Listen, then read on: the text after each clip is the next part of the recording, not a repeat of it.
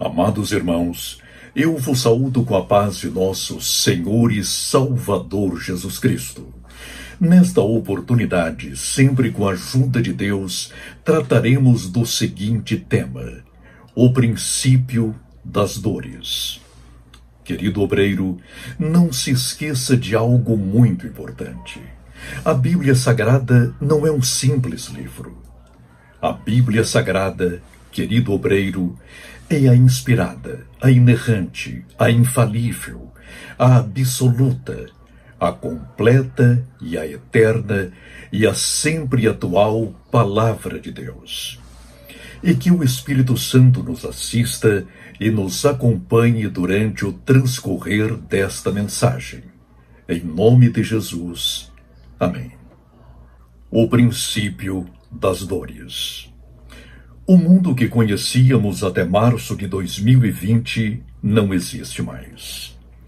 A cadeia de eventos deflagrada pelo vírus corona logrou demolir em algumas semanas o que supunhamos estar solidamente edificado.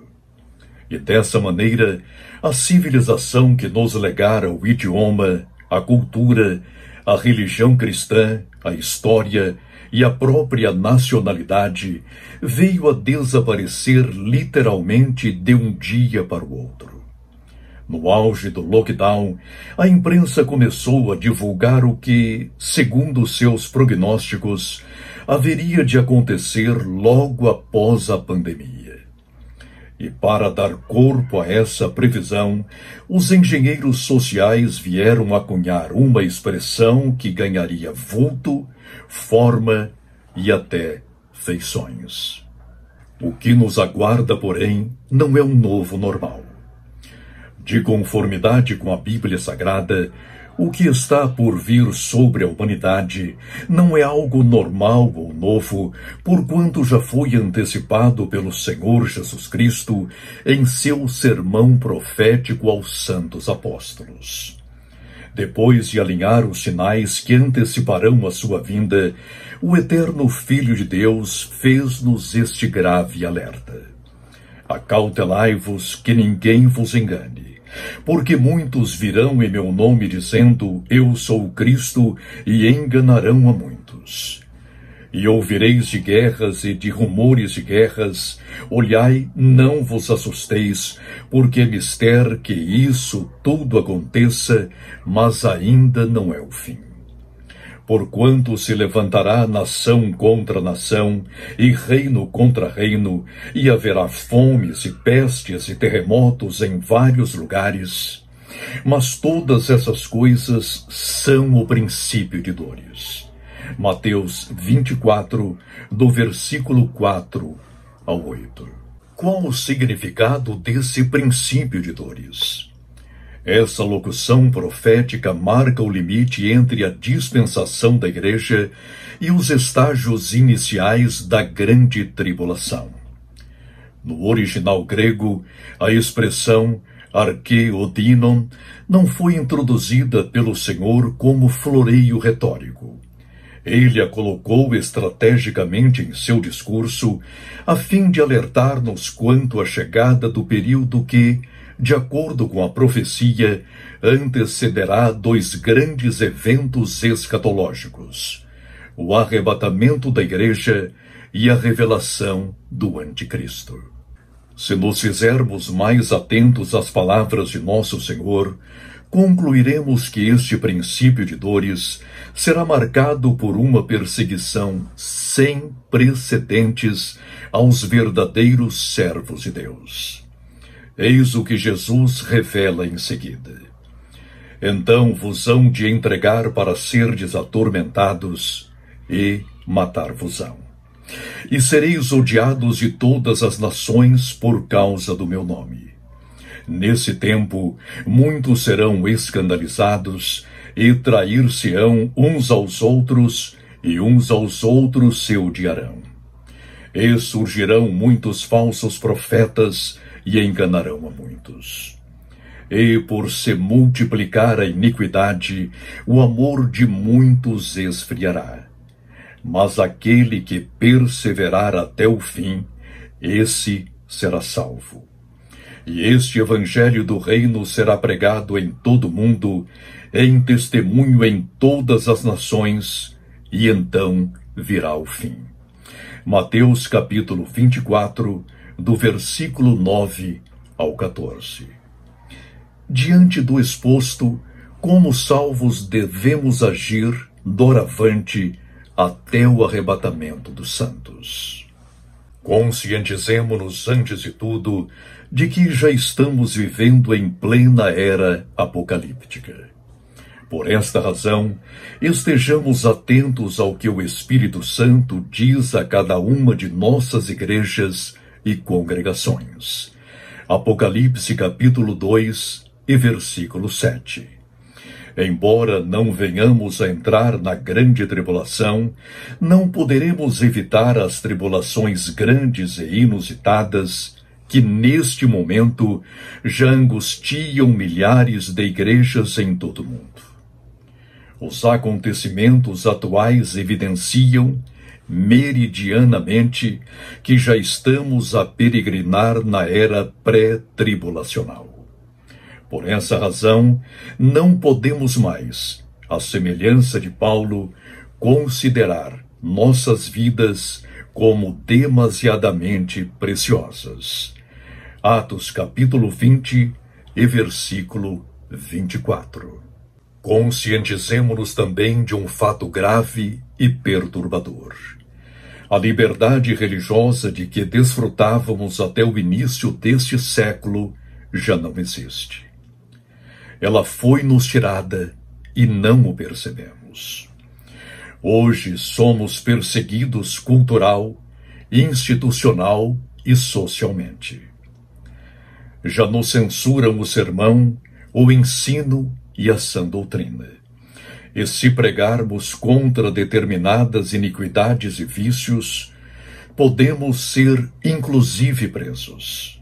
Num momento como este, o exemplo apostólico constrange-nos a declarar aos potentados e inquisidores deste século: mais importa obedecer a Deus do que aos homens. Atos capítulo 5 e versículo 29. Conscientizemo-nos ainda de que, apesar da perseguição que já nos cerceia o púlpito, a cátedra e a pena, temos de continuar a pregar o Evangelho de Cristo até os confins da terra, sem impedimento algum. Atos capítulo 28 e versículo 31. A fim de cumprirmos integralmente a ordenança evangelística e missionária de nosso Senhor, urge aplicarmos todos os nossos recursos na salvação de preciosas almas. Trabalhemos enquanto é tempo, pois o dia já declina e a escuridão não tarda a cobrir todo este mundo.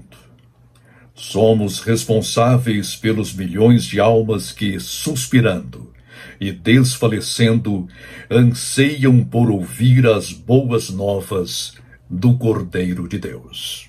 Conscientizemo-nos, outro sim, de que o nosso compromisso com a santificação é pessoal, intransferível e urgente.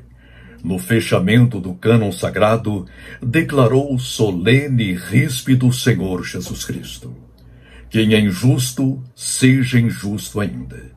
E quem é sujo, seja sujo ainda. E quem é justo, seja justificado ainda. E quem é santo, seja santificado ainda. Apocalipse capítulo 22 e versículo 11. Na luta por uma vida santa e impoluta, não há meios termos. Sejamos radicais. Confessemos, pois, os nossos pecados. Deixemo-los de todo. Quanto a nós, ministros de Deus, sejamos os referenciais máximos do rebanho no que tange a pureza, a lisura, a modéstia e a esperança de vida eterna. Neste ponto, trago à memória de todos os servos de Deus o lembrete do autor sagrado. ainda não resististes até o sangue, combatendo contra o pecado. Hebreus capítulo 12 e versículo 4.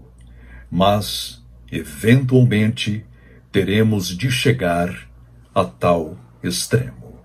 Conscientizemo-nos igualmente de que os nossos escândalos serão punidos com toda severidade pelo Cordeiro de Deus. Sua advertência é grave e pesada. Ai do mundo por causa dos escândalos, porque é mister que venham escândalos. Mas ai daquele homem por quem o escândalo vem. Mateus capítulo 18 e versículo 7. Portanto, volto a exortar o povo de Deus. Não exponhamos as questões internas de nossas igrejas. Se prosseguirmos nesta prática, corremos o risco de perder, inclusive e principalmente, a nossa salvação. O que hoje é rebelião transformar-se-á em apostasia. E o que é apostasia há de redundar em feitiçaria, conforme nos adverte o santo profeta Samuel. Porque a rebelião é como o pecado de feitiçaria, e o porfiar é como iniquidade e idolatria. 1 Samuel capítulo 15 e versículo 23. Conscientizemo-nos enfaticamente de que, neste princípio de dores, não podemos agarrar-nos aos luxos e luxúrias deste mundo, porquanto o dia mau já chegou. Por conseguinte, não nos afadiguemos pelas riquezas materiais, pois efêmeras e muito enganosas. Antes, lutemos por alcançar os bens eternos. Lembro aqui o oportuníssimo conselho do apóstolo Paulo. Porque nada trouxemos para este mundo, e manifesto é que nada podemos levar dele. Tendo, porém, sustento, e com que nos cobrirmos, estejamos com isso contentes. Mas os que querem ser ricos caem em tentação, e em laço, e em muitas concupiscências loucas e nocivas, que submergem os homens na perdição e ruína. Porque o amor ao dinheiro é a raiz de toda espécie de males. E nessa cobiça, alguns se desviaram da fé e se traspassaram a si mesmos com muitas dores. Mas tu, ó homem de Deus, foge destas coisas e segue a justiça, a piedade, a fé, o amor, a paciência, a mansidão. Milita a boa milícia da fé.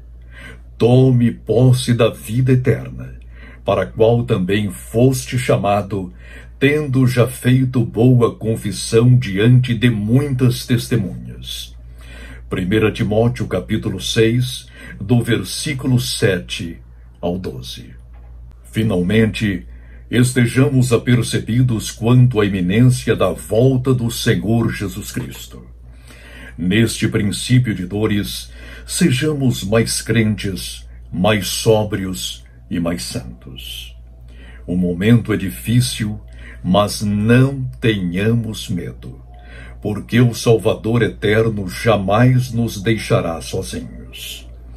Pouco antes de ser assunto ao céu, prometeu aos seus discípulos: portanto, ide, fazei discípulos de todas as nações, batizando-os em nome do Pai, e do Filho, e do Espírito Santo, ensinando-os a guardar todas as coisas que eu vos tenho mandado. E eis que eu estou convosco todos os dias, até a consumação dos séculos.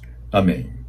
Mateus capítulo 28, versículos 19 e 20. O princípio de dores será marcado por angústias, perplexidades, suspiros e lágrimas. Eis porque o evangelista considera ditosos os que neste tempo forem recolhidos pelo Senhor.